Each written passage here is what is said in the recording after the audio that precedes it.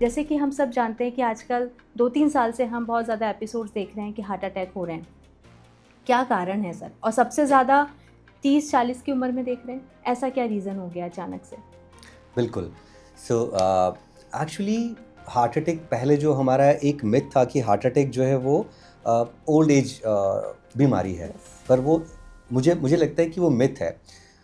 Heart attack अभी हम 15 साल से लेके ओल्ड एज तक हमें हार्ट अटैक के पेशेंट मिल रहे हैं, और यंग हार्ट अटैक की बात अभी इस समय जो 2 साल से हम बात करें वो यंग हार्ट अटैक बहुत देखने को मिल रहे हैं। सो देखिए, सबसे इम्पॉर्टेंट क्या है कि हम इस समय हमारे, अगर हम बात करते हैं चाइल्डहुड से, आप अपने घर के आसपास या अपने घर में जो भी छोटे बच्चे हैं, सो आप देखेंगे फैमिली क्या कर रही है। फैमिली बोल रही है कि बेटा खाओ, बेटा खाओ, बहुत पतले दिख रहे हो, ठीक है। सो चाइल्डहुड ओबेसिटी, चाइल्डहुड, अब बच्चा गोल मटोल अच्छा लगता है, ऐसा एक कॉन्सेप्ट है लोगों का कि नहीं बेटा नहीं, बट वहीं से चाइल्डहुड ओबेसिटी शुरू हो रही है। एंड दैट ओबेसिटी, जो चाइल्डहुड ओबेसिटी है, वो आगे जाके प्रॉब्लम क्रिएट करने वाली है, specially like it will be a risk factor for the heart and cardiac issues. So cardiac problem जो है वो एक फैक्टर से नहीं होता है। कार्डियक प्रॉब्लम की जो इटियोलॉजी अगर हम बात करें तो वो मल्टीफैक्टोरियल है। हम वी काउंट रिस्क फैक्टर्स। सबसे इम्पॉर्टेंट रिस्क फैक्टर है हमारी लाइफस्टाइल, कैसी लाइफस्टाइल चल रही है। सेकंड रिस्क फैक्टर की genetics. So you can change your lifestyle, आप लाइफस्टाइल चेंज कर सकते हो, you can not change your mom and dad. अपने मम्मी पापा को कैसे बदलेगा कोई। So genetics you can not change, you can change your lifestyle. Lifestyle means what? देखिए, अगर हम फिजियोलॉजी की बात करें, सो फिजियोलॉजी में ही हम अगर आप पढ़ेंगे तो एक सर्केडियन रिदम होता है। सर्केडियन रिदम है, उस रिदम के अकॉर्डिंग मैं अभी यहाँ इंडिया में बैठा हूँ, यहाँ पर अगर दिन है तो यूएस में हो सकता है रात हो।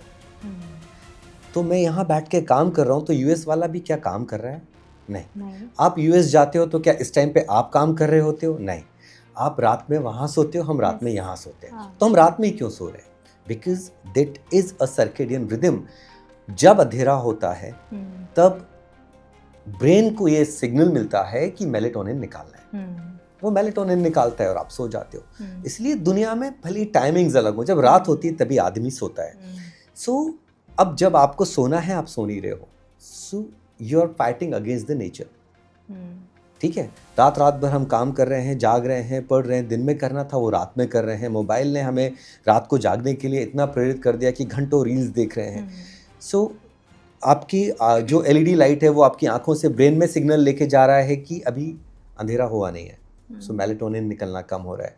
सो वो सर्केडियन रिदम की बात कर रहा हूँ, एग्जाम्पल मेलेटोनिन और स्लीप का दे रहा हूँ, लेकिन that we are destroying our rhythm and lifestyle यहीं से खराब शुरू हो रहा है। ठीक है, मॉर्निंग में उठ के हमें एक्सरसाइज करना था, मॉर्निंग में तो हम उस टाइम पे हम उठ ही नहीं पा रहे बिकॉज हम सो रहे हैं रात को। अब क्या हो रहा है कि एक्सरसाइज हमारा, बिकॉज ऑफ दैट टाइम हमारा एक्सरसाइज निकल गया, हमारा जो ब्रेकफास्ट का टाइम था वो हमारा लंच पे शिफ्ट हो गया, हमारा जो डिनर है वो लेट नाइट हो गया। फिर हम रात में जब काम कर रहे हैं तो हमें वापस से ऐसा लग रहा है कि शायद थोड़ा एपेटाइट अभी वापस बचा हुआ है। तो हम क्या कर रहे हैं, we are calling Zomato and so many sites. हम कॉल करके खाना घर पे बुला रहे हैं, रात को 2 बजे हम खाना खा रहे हैं जो हमारा मन कर रहा है। But is it right? No, it's absolutely wrong. You are killing your circadian rhythm. So आप अपनी रिदम खराब कर रहे हो, आप अपनी बॉडी के हार्मोन्स का रिलीज खराब कर रहे हो, तो आप अपनी बॉडी का जो सिस्टम है उसको तोड़ रहे हो।